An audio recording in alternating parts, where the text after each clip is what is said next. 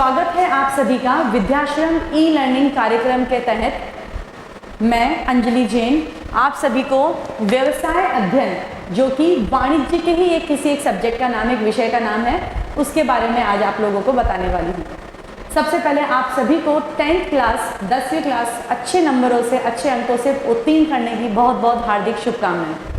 तो एक बार फिर से आप सभी का विद्याश्रम परिवार के अंदर में हार्दिक स्वागत और अभिनंदन है। व्यवसाय अध्ययन आगे बढ़ने से पहले मैं आप लोगों को कुछ 10th के बाद जो आप लोगों के माइंड में या फिर दिमाग में कुछ उलझने होती है कि हमें किन किन विषयों के बारे में सोचना चाहिए, वो हो सकते हैं या तो विज्ञान, वो हो सकते हैं या तो कला, और वो हो सकती है या फिर वाणिज्य। ऐसा नहीं है कि सिर्फ सब करियर सबसे साइंस वालों का बनता है या कॉमर्स वालों का बनता है या आर्ट्स वालों का। करियर सबका बनता है क्योंकि हर एक बच्चा अपने आप में खास होता है, उसके अंदर उसकी कुछ क्वालिटीज़ होती है, उसके अंदर कुछ ऐसे गुण विकसित होते हैं। बस देर है अपने उन गुणों को पहचानने की और उन पर कुछ विशेष काम करने की। तो विज्ञान विषय तो आप लोगों को, जैसा आप लोगों ने 10th क्लास में थोड़ा बहुत पढ़ा है, थोड़ा बहुत क्या पूरा सब्जेक्ट पढ़ा है साइंस, और जिन लोगों को साइंस में अपना इंटरेस्ट लगता है वो लोग विज्ञान विषय को ऑप्ट कर सकते हैं और अपना करियर एज अ साइंस में बना सकते हैं।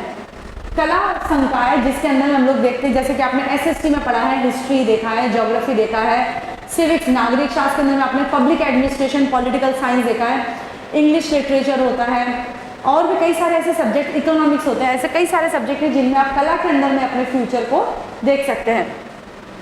बट चूंकि हम लोग वाणिज्य के बारे में बातें कर रहे हैं, तो हम वाणिज्य के बारे में देखेंगे कि वाणिज्य में ज़्यादा डिटेल में जाके देखते हैं कि यहाँ पे क्या क्या आपके पास में भविष्य के करियर ऑप्शंस हैं।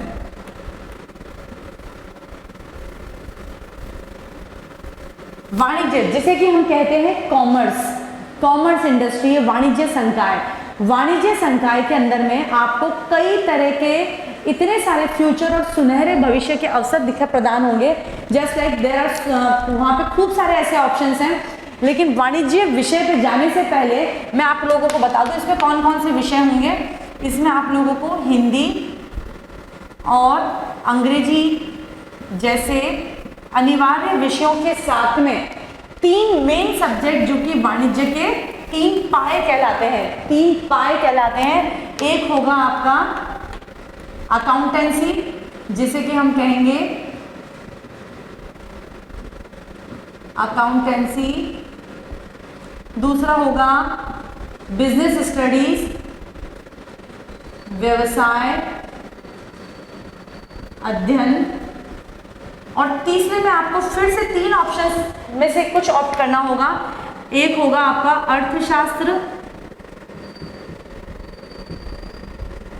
एक होगा आपका कंप्यूटर,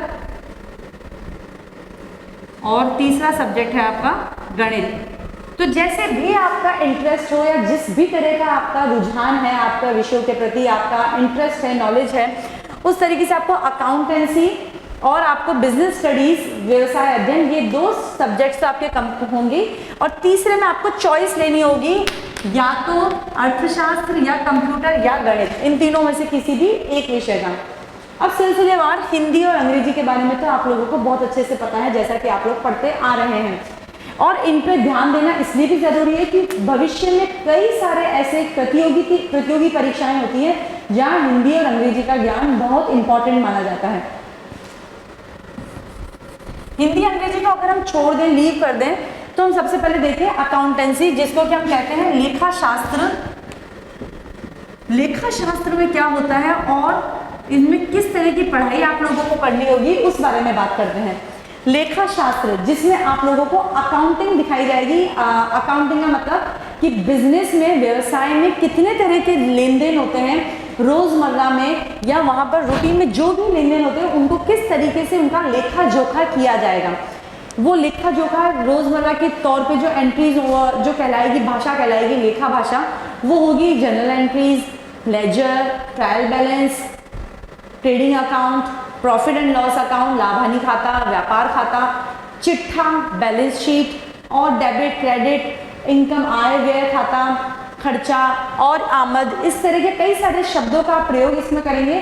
और यहाँ पे हर चीज़ का हिसाब रखा जाता है, किसको कितने रुपए देने हैं, किससे कितने रुपए लेने हैं।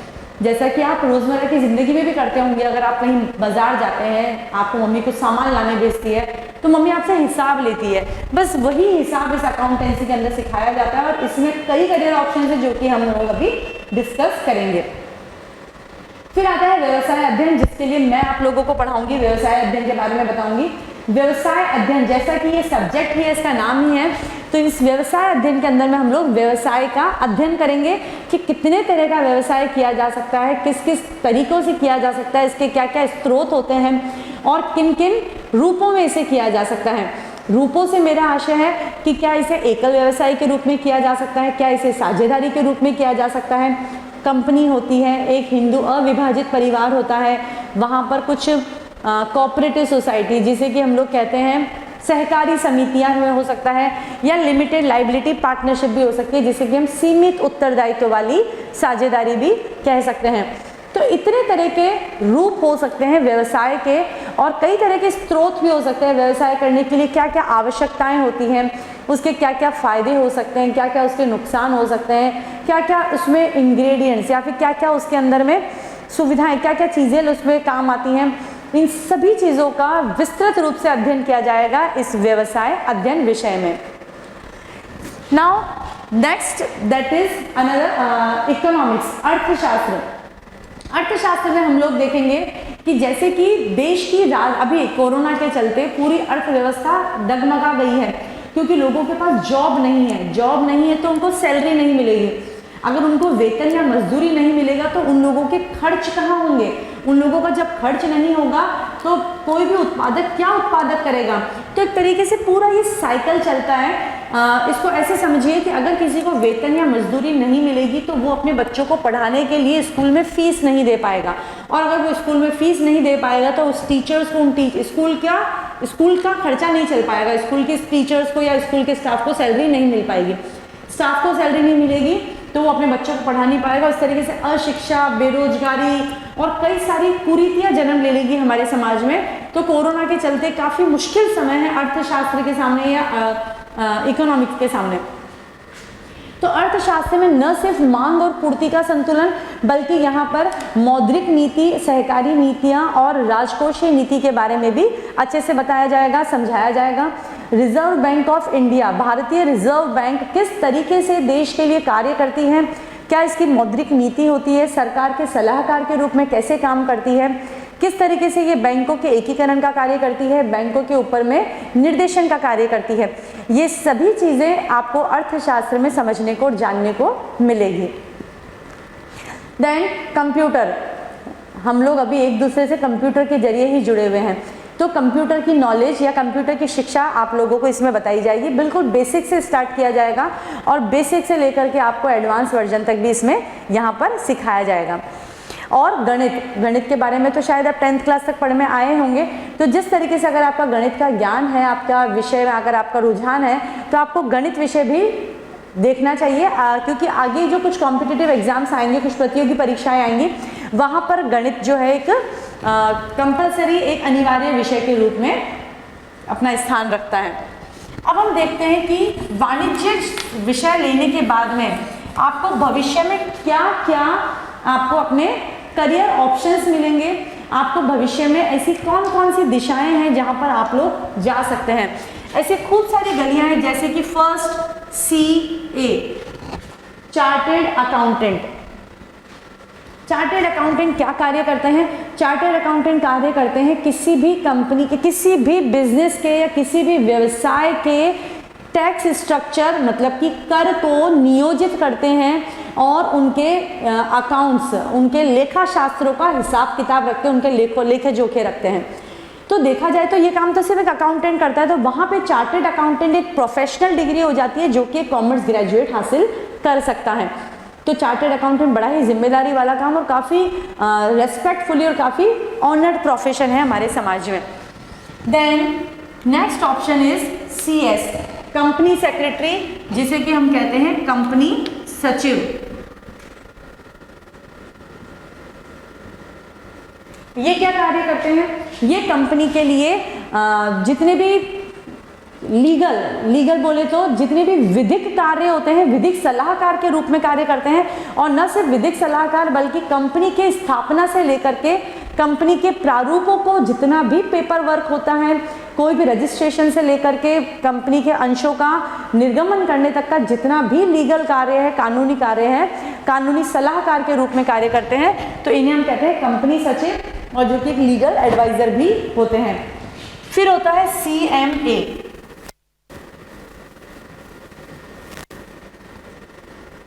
Cost and management accountant.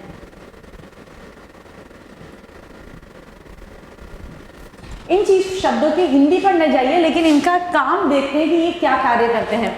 ये कार्य करते हैं जब आप वाणिज्य को बहुत डिटेल स्टडी कर लेते हैं, तो अगर इस तरह के प्रोफेशनल कोर्सेज में अगर आप एंटर करके इसकी डिग्री ले लेते हो तो आप ये ज़्यादा अच्छे से जान पाओगे कि किसी भी वस्तु को बनाने में ज़्यादा फायदा है या बाजार से खरीद लेने में फ़ायदा है।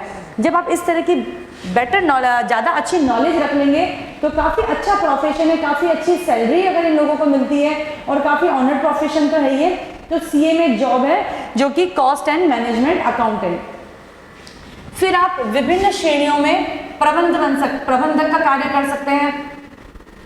चूंकि आप लोग मैनेजमेंट पढ़ेंगे आगे अगली क्लास में 12th के अंदर में या नेक्स्ट फ्यूचर के अंदर में बिजनेस स्टडीज का एडवांस वर्जन, तो मैनेजमेंट पढ़ने के बाद में आप ज़्यादा अच्छे से प्रबंधन कर पाएंगे। तो प्रबंधक का कार्य कर सकते हैं, चाहे वो विपणन का क्षेत्र हो, चाहे उत्पादक हो, चाहे वो किसी भी IT सेक्टर का या अकाउंट्स का जॉब हो। देन प्रबंधक में CEO chief executive officer, CFO chief financial officer. फिर टैक्स ऑडिटर के रूप में आप कार्य कर सकते हैं।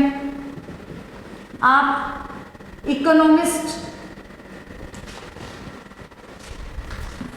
इकोनॉमिक्स के अंदर में रिजर्व बैंक के गवर्नर का भी कार्य कर सकते हैं, गवर्नर बन सकते हैं, यस। और आप एंटरप्रेन्योर, किसी भी सूरत में आप अपने बिजनेस को व्यवस्थापक, आप खुद का व्यवसाय प्रारंभ कर सकते हैं, आप व्यवसायी बन सकते हैं। तो इतने तरह के करियर ऑप्शंस आप सब लोगों के सामने हैं, जिसमें से कुछ ऑप्शंस जैसे कि आप लोग LLB कर सकते हैं। LLB का मतलब आप सब अच्छे से जानते हैं, कानूनी नॉलेज, कानूनी प्रोफेशन कहलाया जाता है ये। LLB करने के बाद में आप लोग जज भी बन सकते हैं। तो समाज का कोई सा भी एक तबका उठा लीजिए, एक भी कोना उठा लीजिए, कोई कोना नहीं छोड़ता है वाणिज्य, क्योंकि हर जगह वाणिज्य है, हर जगह वाणिज्य है। अगर आप हॉस्पिटल्स में चले जाइए तो वहाँ पर आपको मैनेजमेंट मिलेगा, प्रबंधन मिलेगा। अगर आप मंदिरों में चले जाइए तो बड़े बड़े ट्रस्ट में जाके देखिए, चाहे वो तिरुमला तिरुपति बालाजी का हो, चाहे वो खाटू श्याम जी का हो, कहीं पे भी जाके देखिए, वहाँ पर आपको प्रबंधन मिलेगा। वहाँ पर इन सब तरह की जॉब्स होती हैं और इन सब तरह के कार्यों को संपादित करने के लिए लोग रखे जाते हैं। और ये लोग और बट ऑब्वियसली आप लोग कॉम्पिटिटिव एग्जाम्स के अलावा बैंक के जॉब्स कर सकते हैं, बैंक में जॉब लग सकती है, चाहे वो PO हो, प्रोबेशनरी ऑफिसर, या फिर आप क्लरिकल जॉब्स कर सकते हैं। बैंक की जॉब्स हो गई। उसके अलावा आप लोग पब्लिक एडमिनिस्ट्रेटिव सर्विसेज PSC जैसे कि IAS, RAS, इस तरह की जॉब्स में भी ऑप्ट कर सकते हैं। तो वाणिज्य लेने के बाद में ऐसा कोई ऑप्शन नहीं है जो आपके लिए खुला हुआ नहीं है, ऐसा कोई प्रबंधन या ऐसा कोई क्षेत्र नहीं जो आपके लिए खुला हुआ नहीं है। कहने का तात्पर्य है कि ज़्यादा से ज़्यादा स्कोप, चाहे वो रिटेल सेक्टर में हो, फुटकर क्षेत्र में हो, ऐसे कई सारे एरियाज हैं जो भी यहाँ पर मेंशन किए भी नहीं जा सकते। वहाँ पे सब जगह आप लोगों के सेवा के क्षेत्र मतलब सर्विस आप कर सकते हैं। न सिर्फ खुद का व्यवसाय कर सकते हैं बल्कि आप वहाँ पर सर्विस कर सकते हैं, वहाँ पे जॉब कर सकते हैं। और अगर कुछ नहीं भी हुआ तो मेरी तरह टीचर, अध्यापन का कार्य, प्रोफेशन और ये सब कार्य तो संभव है ही। तो ये हमने देखे वाणिज्य विषय को लेने के बाद में आप लोगों के पास में कौन कौन से ऐसे भविष्य के ऐसे स्रोत हैं, ऐसे भविष्य के आपके पास में ऑप्शंस अवेलेबल हैं जिनमें कि आप अपना करियर बना सकते हैं। अब आ जाते हैं हम हमारे विषय पर, जो कि है व्यवसाय अध्ययन। व्यवसाय अध्ययन जैसा कि ये सब्जेक्ट है, जैसा कि ये विषय है, ये अपने आप में ही कहता है कि यहाँ पर व्यवसाय का अध्ययन किया जाता है। व्यवसाय का अध्ययन किया जाता है, तो फिर ये व्यवसाय क्या है? ये व्यवसाय क्या है? ये व्यवसाय है खुद को व्यस्त रखने से, व्यस्त रखना। ऐसी कोई भी क्रिया जिसमें आप अपने आप को, अपने स्वयं को व्यस्त रखे हैं, वो है व्यवसाय। व्यस्त रखने से क्या तात्पर्य है? व्यस्त रखने से तात्पर्य है कि जिस भी काम को आप कर रहे हो वो उसमें आप बिजी हो, चाहे आप सोने में बिजी हो, खाने में बिजी हो, मित्र के साथ घूमने में बिजी हो, चाहे आप व्हाट्सएप या फिर कोई इंस्टाग्राम या सोशल मीडिया पे एक्टिव बिजी हो, आप मूवी देख रहे हो, आप किचन में काम कर रहे हो, आप ऑफिस में काम कर रहे हो, आप देश के लिए नीतियाँ बना रहे हो, या फिर आप ट्रैफिक पुलिस कंट्रोल कर रहे हो, या फिर किसी भी तरह की आप ऐसी कोई एक्टिविटी कर रहे हैं, तो उसको हम क्या कहेंगे? व्यस्त रहने की प्रतिक्रिया कहेंगे। और ये व्यस्त रहना किन्हीं भी दो तरह की क्रियाएं क्या हो सकती है? ये दो तरह की क्रियाएं क्या हो सकती हैं? ये क्या हो सकती हैं? या तो आर्थिक क्रियाएं या फिर ये हो सकती हैं अनार्थिक क्रियाएं। अब ये आर्थिक और अनार्थिक क्रियाएं क्या चीज़ है, ये देखते हैं। अनार्थिक क्रियाओं को हम किस तरीके से डिफाइन कर सकते हैं? Let's have a example. इनको हम समझने की कोशिश करते हैं। आर्थिक क्रियाओं से तात्पर्य है जिनको कि हम लोग मुद्रा में परिवर्तित कर सकते हैं, या वो जो मुद्राओं में कन्वर्ट की जा सके। मुद्रा का मतलब क्या? कि वो पैसों में कन्वर्ट की जा सकती है, जो भी वहां पर करेंसी चलती है, जो भी जिस भी तरह की मुद्रा चलती है। एक एग्जाम्पल देखते हैं, एक उदाहरण से समझते हैं।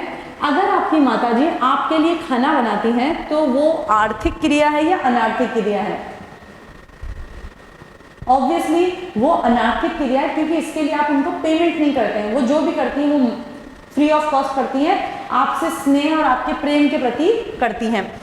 लेकिन अगर वही माताजी अगर किसी टिफिन सेंटर के लिए खाना बनाती हैं, तो क्या वो आर्थिक क्रिया है? यस, हाँ, वो आर्थिक क्रिया है, क्योंकि इसके लिए उनको पेमेंट मिलती है, उसके लिए उनको पैसा मिलता है। ये जो मैं आज आपको यहाँ पे पढ़ा रही हूँ, वो भी एक आर्थिक क्रिया है। लेकिन अगर मैं यही घर जाकर के अपने बच्चों को पढ़ाती हूँ, तो वो एक अनार्थिक क्रिया हो जाती है।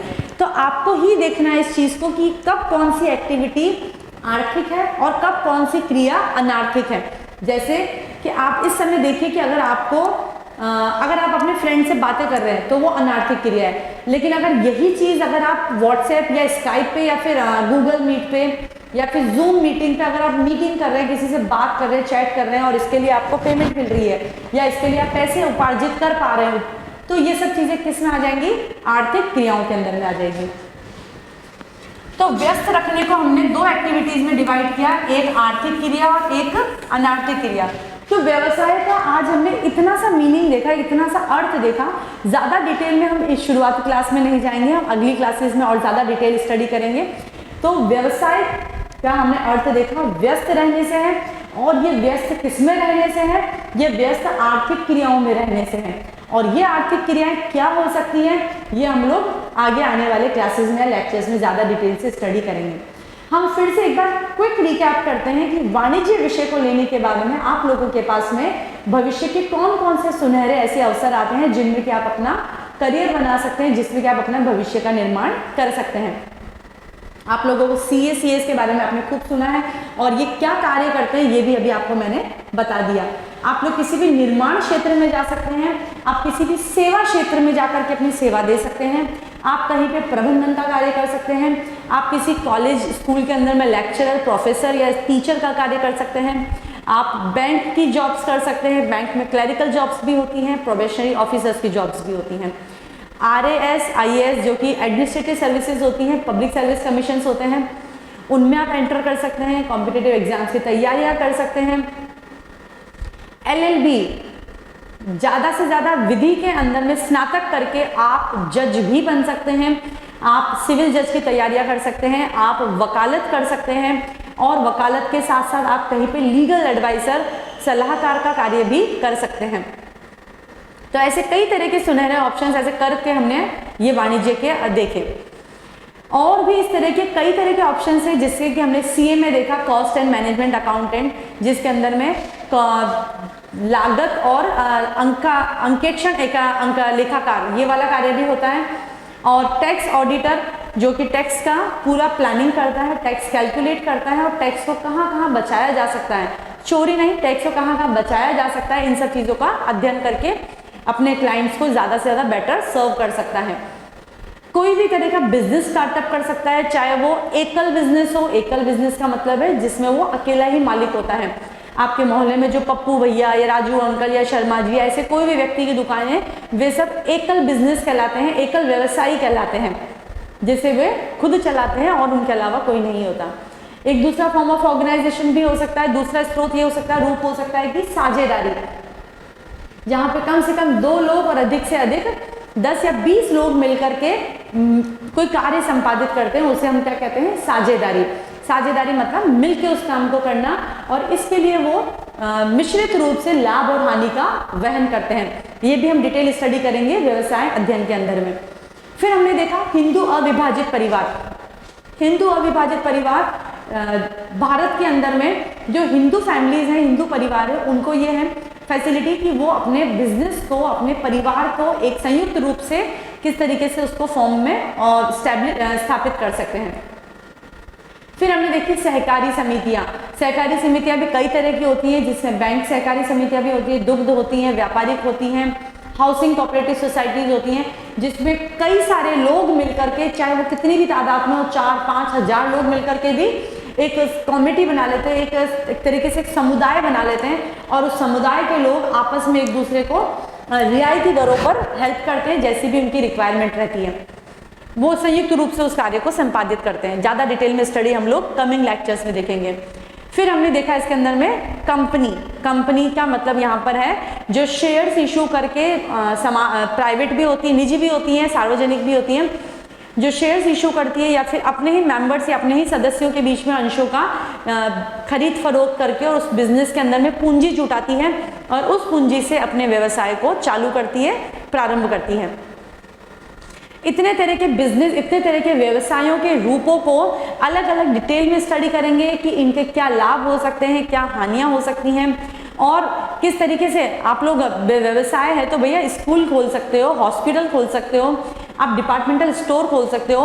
आप अब जब तो वैश्वीकरण हो चुका है किसी भी व्यवसाय का, तो ग्लोबलाइजेशन मीन्स कि सिर्फ सीकर में रह करके नहीं, या राजस्थान में रह करके नहीं, या भारत में रहकर नहीं, बल्कि पूरे विश्व में अपने व्यवसाय का झंडा गाड़ सकते हैं, उनकी ब्रांचेस खोल सकते हैं। आप सबके सामने कई तरह के एग्जाम्पल्स में लेकर के भी आऊंगी, कहानियों के रूप में, व्यवसाय के रूप में, जैसे कि पतंजलि बाहर पहुंच गया, बाहर के वॉलमार्ट जैसे कई प्रोडक्ट हमारे शहरों में भी पहुंच चुके हैं। तो एक वाणिज्य का ज्ञाता या एक वाणिज्य स्टूडेंट वो सब कार्य संपादित कर सकता है जो कोई भी कर सकता है। वो बिजनेस ऑपरेट कर सकता है और वो अपने अंडर में ऐसे कई सारे लोगों को रख करके उनकी एक ऑर्गेनाइजेशन भी बना सकता है। तो वाणिज्य के अंदर में अपने सुनहरे करियर को निमंत्रण उसके बारे में और ज़्यादा कोई भी आपकी क्वेरी हो तो आप पूछ सकते हैं, जान सकते हैं। और इसके अलावा मैं आपको इतना अश्योर करती हूँ कि विद्याश्रम परिवार के अंदर में आपको आपके करियर तक पहुँचने तक आपको सारी की सारी सुविधाएं मिलेंगी, आपको टीचर्स के साथ पूरा असिस्टेंस मिलेगा, और उसके अलावा आपको किसी भी कॉम्पिटिटिव एग्जाम्स के बारे में कोई भी तैयारी करनी है तो आप बेझिझक होकर के हमसे इस तरह की बातें शेयर कर सकते हैं, डिस्कस कर सकते हैं। तो एक बार फिर से आप सभी का बहुत बहुत धन्यवाद। Thank you.